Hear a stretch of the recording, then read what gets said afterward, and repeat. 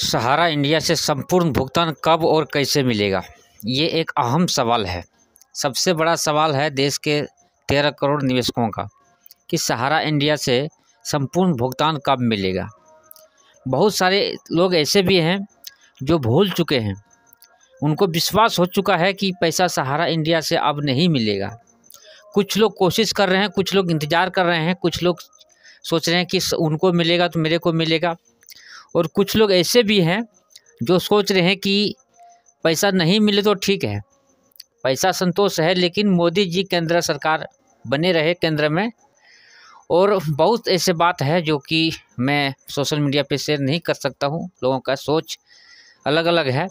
इसके वजह से पैसा मिलने में देरी हो रहा है। जिस दिन हम लोग तय कर लेंगे कि हमें कुछ नहीं चाहिए, बस अपना पैसा हमें वापस चाहिए, ये चीज़ अगर जिस दिन तक तय कर लेंगे सभी सहारा निवेशक, उस दिन पैसा मिलने में ज़्यादा दिन नहीं लगेगा। ऐसे ही जानकारी आपको साझा करने जा रहे हैं, आपको नागेंद्र कुमार कुशवाहा जी का, जो कि एक सही जानकारी हम लोग के साथ बता पाते हैं, क्योंकि उसी फील्ड में दिन रात रहते हैं, उसी जानकारी उसी में दिन रात उसी में रहते हैं। यानी कि सहारा का खेला जो खेल रहा था इतना दिन से, पहले तो सुप्रीम कोर्ट दिल्ली में खेल रहा था, लखनऊ में खेल रहा था, लेकिन अभी वो रांची हाई कोर्ट में भी खेला खेल रहा है। तो सुनिए नागेंद्र कुमार कुशवाहा जी से। साथियों, जिस प्रकार सहारा का भुगतान नहीं हुआ और हम लोग कार्यालयों को चक्कर लगाते लगाते थक गए, सहारा इंडिया को पत्र भी लिखे, भारत सरकार के खिलाफ आंदोलन भी किए, लास्ट में थक हार करके हम लोगों ने सहारा के खिलाफ लीगल एक्शन लेना शुरू किया और हम लोगों ने रांची के सीआईडी में और विभिन्न थानों में लगातार कई एफआईआर दर्ज करवाया। आज उन एफआईआर पर जब कार्रवाई आगे बढ़ रही है तो सहारा के अधिकारी रांची के लोअर कोर्ट में और हाई कोर्ट में बहुत सारी पिटीशन की कॉपी लोग दाखिल किए हैं और हमने झारखंड की नहीं, बिहार के कुछ प्राथमिकी जो दर्ज थे उसमें भी जब पिटीशन इनके द्वारा दाखिल किया गया था जमानत के लिए, सारी कॉपियां लगभग हम मंगवा लिए हैं। अमूमन सारी जितने भी पिटीशन लगे हैं कोर्टों में, सब में एक जैसा ही इन लोगों ने लिखा है। क्या लिखा है कि सहारा इंडिया के फलाना एजेंट जिन्होंने पैसा जमा करवाया, उनको पता था कि कोऑपरेटिव सोसाइटी के नियम और कानून कि उसमें नफ़ा नुकसान का जो ये है वो जमाकर्ताओं को लेना पड़ेगा, उसमें पैसा पूरा मिल भी सकता है, नहीं मिल सकता है, लेकिन इन लोगों को मोटा कमीशन दिया जाता था। फलाने एजेंट को इतना कमीशन मिला, फलाने एजेंट को इतना कमीशन मिला, और उस कमीशन के चक्कर में अपने जमाकर्ता को सही बात ना बता करके गलत फहमी में गुमराह करके उनका निवेश सहारा में करवाया गया। तो प्राथमिकी दर्ज केस सहारा के एजेंट पर चलना चाहिए, सहारा के अधिकारियों पर नहीं। अब आप कहें कि मेरी बातें झूठी है, तो मैं कुछ आपको दिखा भी सकता हूं। जैसे ये एक केस रांची का है, 51 केस नंबर इसका है, आप इसका कॉपी निकाल सकते हैं। इसमें लिखा गया है, जो इनके द्वारा जो बेल पिटीशन लगाया गया है इंटरिम बेल के लिए, हालांकि इंटरिम बेल इनका रिजेक्ट हो गया, उसमें लिखा गया है कि नागेंद्र कुमार कुशवाहा की पत्नी लक्ष्मी कुशवाहा सहारा इंडिया में एजेंट थी और करीब 1.5 करोड़ रुपए इनको कमीशन दिया गया है और वो गलत तरीके से गुमराह करके लोगों का पैसा जमा करवाई है, इसीलिए केस सहारा इंडिया के अधिकारियों पर नहीं, इनके ऊपर चलना चाहिए। उसी तरह से आप देख रहे होंगे, ये है हमारे सुखदेव नगर थाना, देख पा रहे होंगे साथियों, सुखदेव नगर थाना। इस केस में लगाए थे हमारे विनोद कुमार पांडे। उनको लिखा गया है कि विनोद कुमार पांडे जी, मैं पेज को मोड़ के रखा हूं, विनोद कुमार पांडे जी को 19 करोड़ रुपया कमीशन दिया गया है। ये देखिए साथियों, अगर आप देख पा रहे होंगे तो, और इन्होंने जमाकर्ताओं से गलत बात समझा करके कोऑपरेटिव सोसाइटी में निवेश कराया है, इसीलिए इस निवेश का जो कमीशन मिला है उनको वो बहुत गलत तरीके से लिए हैं। तो केस विनोद कुमार पांडे के ऊपर चलना चाहिए। ये आप देख सकते हैं, ये नीरज कुमार पाल जी की तरफ से ये पिटीशन दाखिल किया गया है। उसी प्रकार एक केस और लगा था संतोष कुमार जी का डोरंडा थाना में, उसमें भी लिखा गया है कि इनको इतना कमीशन दिया गया है, इसीलिए केस इनके ऊपर चलना चाहिए। उसी तरह आप देख सकते हैं शिल्पी कुमारी के नाम से जो केस लगा था आपका जाकर के बेगूसराय में, उन पर भी यही आरोप लगाया गया था कि इनके द्वारा इतना लाख रुपया कमीशन लिया गया है, तो वो मेरे ऊपर नहीं चलना चाहिए। आज मैं ये बात आप लोगों को इसलिए बता रहा हूं कि सहारा इंडिया में जो एजेंट काम किए थे वो किस लिए काम किए थे? वो तो कमीशन के लिए ही काम किए थे। क्या उनको ये बात बताया गया था कि भुगतान की बारी आएगी तो उसकी जिम्मेवारी आपको होगी, आप गलत तरीके से पैसा ला रहे हैं? क्या उनको रोका गया था? क्या सहारा इंडिया के अधिकारियों के द्वारा उनको मोटिवेट नहीं किया गया था कि आपको इतना काम करना है, इतना ये लाना है, उतना लाना है? आज जब भुगतान की बारी आई है, लोग मांगते मांगते पैसा थक जा रहे हैं, तो जाकर के आपको कानूनी प्रक्रिया में जा रहे हैं, तो उल्टा एजेंट को ही फंसाने के लिए ये लोग बहुत मेहनत कर रहे हैं। हालांकि कई कोर्टों में ये इनका दावा खारिज हो चुका है, उसकी कॉपी मेरे पास में है। जिन्हें ये कॉपी चाहिए वो मुझे PDF के रूप में ले भी सकते हैं, या रांची हाई कोर्ट या लोअर कोर्ट से सर्टिफाइड कॉपी आप निकाल के देख भी सकते हैं। साथियों, ये है सहारा इंडिया का अधिकारियों का कुकृत कि वो अपनी जिम्मेवारियों से भाग रहे हैं। दूसरी तरफ आज करीब 10-12 सालों से सहारा इंडिया से भुगतान नहीं मिलने का कारण ये लोग बताते हैं कि सहारा सेबी का विवाद चल रहा है, हमारे ऊपर एम्बार्गो लगा हुआ है, हमको संपत्ति बेचने का अधिकार नहीं है, जमा धन से 3 गुना ज़्यादा मेरे पास संपत्ति है, लेकिन हम संपत्ति नहीं बेच पा रहे हैं, इसीलिए हम भुगतान नहीं कर पा रहे हैं। अखबारों में भी इन लोगों ने इस बात को लिखा, सहारा के कई मीटिंगों में इन लोगों ने कहा, और आज जब कोर्ट में मामला जब गया है, चाहे वो माननीय सुप्रीम कोर्ट में हो या लोअर कोर्ट में हो, तो ये बात ये लोग कोर्ट में लिख करके क्यों नहीं दिए कि हमारे ऊपर एम्बार्गो है, सहारा सेबी का विवाद है, इसीलिए हम भुगतान नहीं कर रहे हैं। वहां पे दूसरी भाषा बोल गए कि एजेंट ही गलत तरीके से सहारा में इन्वेस्टमेंट करवाए, इसीलिए एजेंट ही दोषी है, उनके ऊपर केस चलना चाहिए। तो आप तय कर सकते हैं साथियों कि आप कहाँ खड़े हैं। आप सहारा का पक्ष लीजिए, कोई दिक्कत नहीं है, लेकिन आप तय कीजिए कि आप किस जगह पे खड़े हैं। क्या इस जीवन में आप अपना और अपने जमाकर्ताओं को क्या भुगतान करवा सकते हैं? दूसरा, अभी कई दिनों से चर्चा चल रही है कि सहारा सेबी का समझौता हो गया है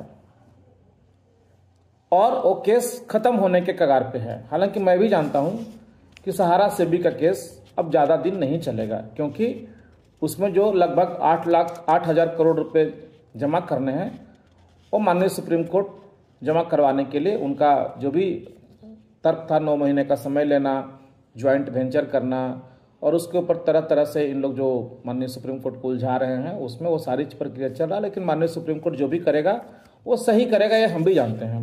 लेकिन मैं पूछना चाहता हूं सहारा के तरफ जो आज कार्यकर्ता खड़े हैं कि सहारा सेबी का समझौता अगर हो भी जाएगा तो आपके जमाकर्ता का भुगतान कैसे होगा?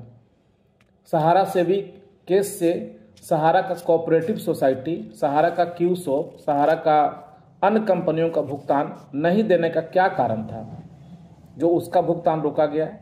सहारा सेबी का समझौता हो भी जाएगा तो उस खाते में जो भी पैसा जमा होंगे, वो पैसा अगर भुगतान लेने के लिए रियल एस्टेट हाउसिंग बोर्ड के लोग वहां नहीं जाएंगे कोर्ट में, तो वो पैसा काला धन मानते हुए सरकारी खजाने में जमा करा दिया जाएगा।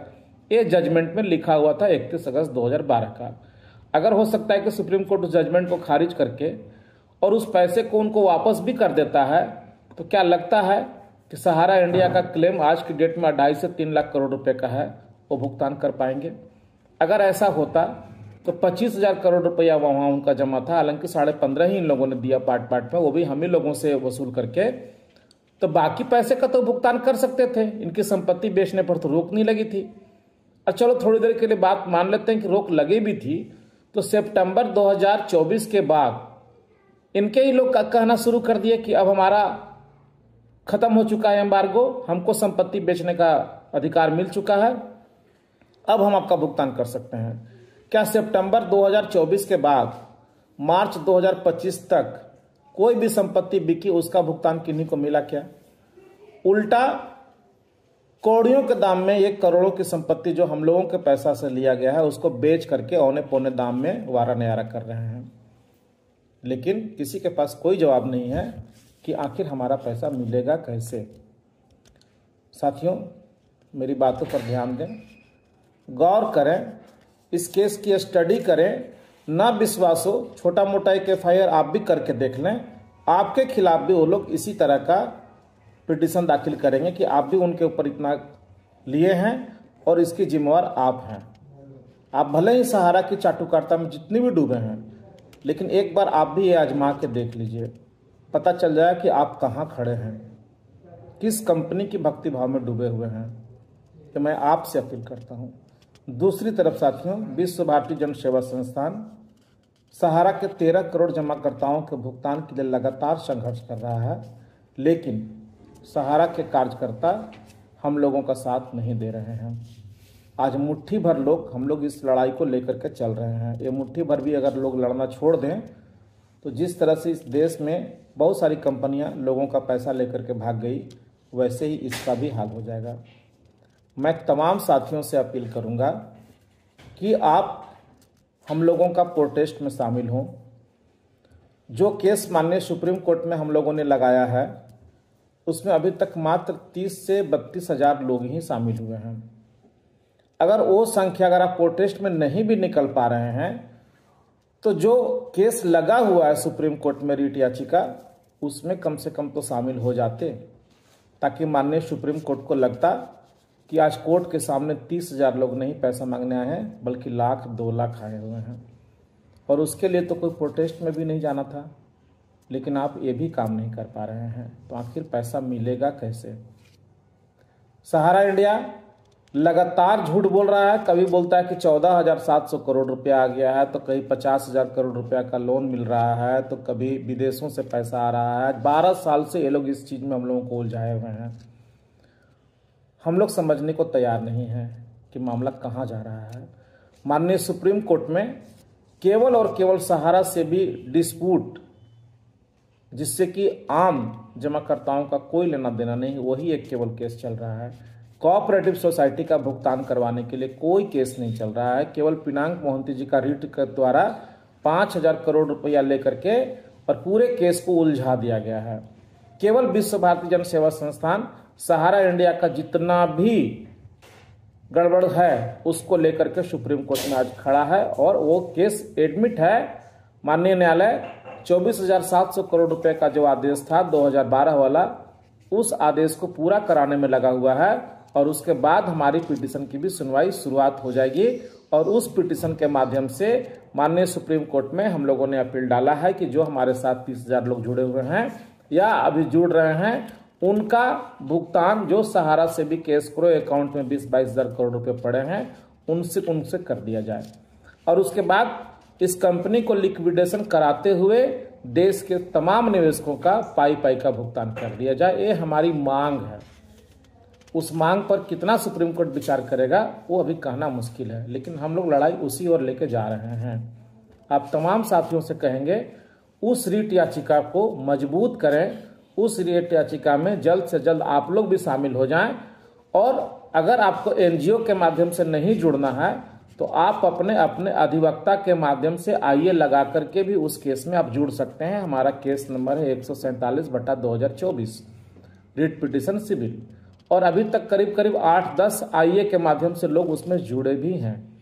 हालांकि वकीलों के माध्यम से जुड़ने में आपका खर्च ज़्यादा आता है, और विश्व भारती जन सेवा संस्थान का सदस्य बन के अगर आप उसमें जुड़ते हैं तो मात्र 250 रुपये का खर्च आता है।